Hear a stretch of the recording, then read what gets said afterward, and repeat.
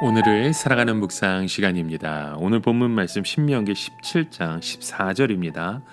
내가 내 하나님 여호와께서 내게 주시는 땅에 이르러서 그 땅을 얻어 거할 때에 만일 우리도 우리 주의 열국같이 우리 위에 왕을 세우리라.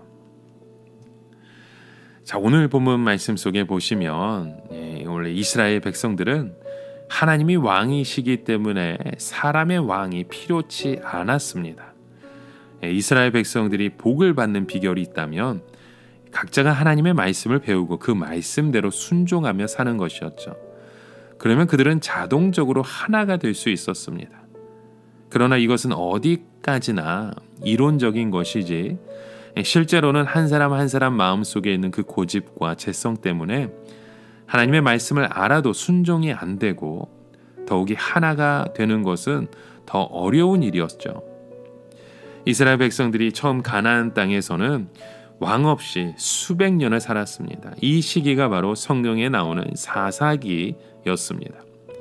그런데 이스라엘 백성들이 막상 지도자 없이 살아보았을 때 제대로 되는 것이 아무것도 없었던 겁니다. 왜냐하면 이론적으로는 각자가 하나님의 말씀에 순종하면 된다고 하지만 그 사람의 마음속에 있는 죄성과 고집이 너무 강하기 때문에 도저히 말씀대로 되지 않았던 것입니다. 그래서 사사기에 보면 17장 6절에 그때 이스라엘에 왕이 없으므로 사람마다 자기 속에는 옳은 대로 행했다라는 말씀을 여러 번 반복적으로 보게 됩니다. 즉 이론과 실제 사이에 이만큼 큰 차이가 있었던 것이죠. 이것은 우리들에게도 마찬가지입니다. 우리가 예배 때 큰 은혜를 받고 날마다 성경을 읽고 기도하고 하나님의 말씀대로 결심을 해보지만 그 다음 날이 되기 전에 우리의 마음은 변해버립니다. 그런데 이스라엘 백성들은 또 다른 의미에서 왕의 필요성을 느꼈던 것입니다. 이것은 이스라엘 백성들이 하나님의 말씀에 순종하기만 하면 이방 나라가 쳐들어오지 못하게 되어 있지만 실제적으로는 하나님의 말씀에 완전히 순종하는 것이 불가능해 보였던 겁니다. 그래서 적이 쳐들어와도 항상 왕이 없어서 적의 공격을 받은 후에야 사사들이 나팔을 불어서 군대를 모집하니까 불안하게 느꼈던 것이죠. 그래서 이스라엘 백성들은 좀 더 안정된 생활을 위해서 왕을 요구합니다. 하나님께서는 원천적으로 이스라엘에 왕을 세우지 못한다고 말씀하지 않으셨죠. 오히려 왕을 세울 수 있는 가능성을 열어놓으셨습니다. 단지 이스라엘의 왕은 다른 나라의 왕과는 완전히 달라야만 했습니다.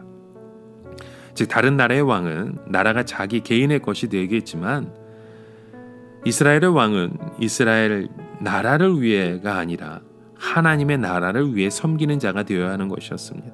그렇기 때문에 이스라엘 왕이 할 일은 이스라엘 백성들을 하나님의 말씀이 있는 곳으로 데려가는 것이었죠. 즉 목자는 양을 자기가 살찌우지 않습니다. 단지 양을 좋은 풀이 있는 곳으로 데리고 가면 양들이 그 풀을 실컷 먹고 살이 찌게 되는 것입니다. 마찬가지로 이스라엘 왕이 할 일은 백성들로 하여금 하나님의 말씀을 실컷 먹게 하는 것이었고 하나님의 말씀에 부응이 일어나면 이스라엘 백성들이 그 말씀을 먹고 순종하면서 저절로 복을 받게 되는 것입니다. 오늘도 교회에서 목사가 할 일이 무엇입니까? 성도들에게 풍성한 하나님의 말씀을 공급하는 것입니다. 그러면 교인들이 성도들이 그 말씀을 먹고 믿음으로 살아서 하나님의 복을 따라가는 인생이 되는 것이죠. 하나님께서는 이스라엘의 왕이 되려면 먼저 다른 나라 사람은 안 된다고 했습니다. 왜냐하면 다른 나라 사람들은 이스라엘의 그 원리를 모르기 때문입니다. 아무리 다른 나라에서 유능하고 정치를 잘하는 영웅이라 하더라도 이스라엘의 원리는 그런 세상적인 원리와 달랐습니다. 이스라엘 왕이 가장 주의해야 할 것이 있다면 바로 말을 많이 두지 않는 것입니다. 여기서 말을이라고 하는 것은 군사력을 의미합니다. 왕은 군사력보다는 하나님을 더 의지해야 했다는 것이죠. 옛날에 전쟁을 할 때 말의 위력이라고 하는 것은 정말 대단한 것이었습니다.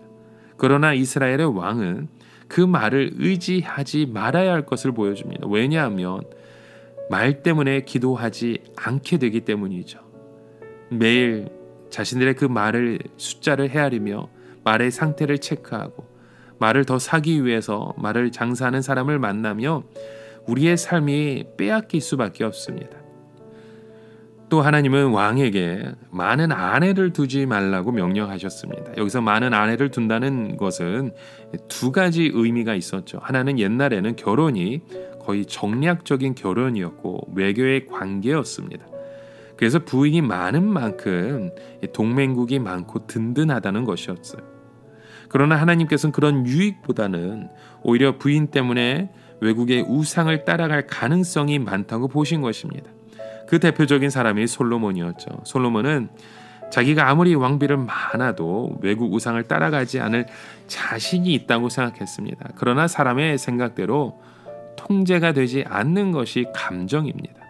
결국 솔로몬은 이방 왕비들이 좋아하게 되었고 결국은 자기 자신이 우상 숭배를 따라가게 될 수밖에 없었던 것입니다.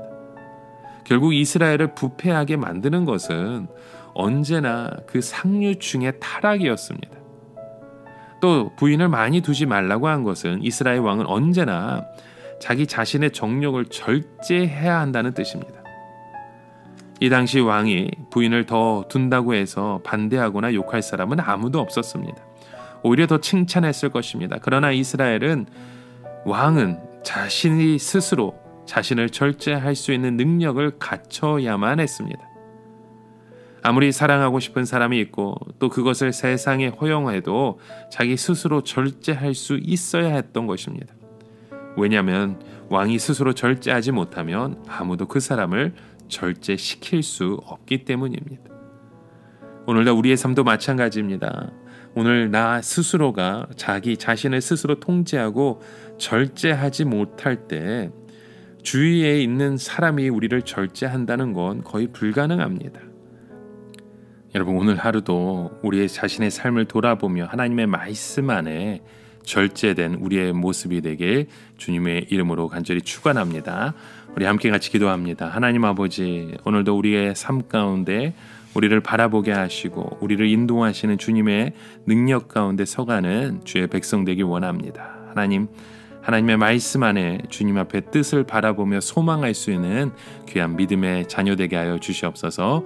예수 그리스도의 이름으로 간절히 기도합니다. 아멘.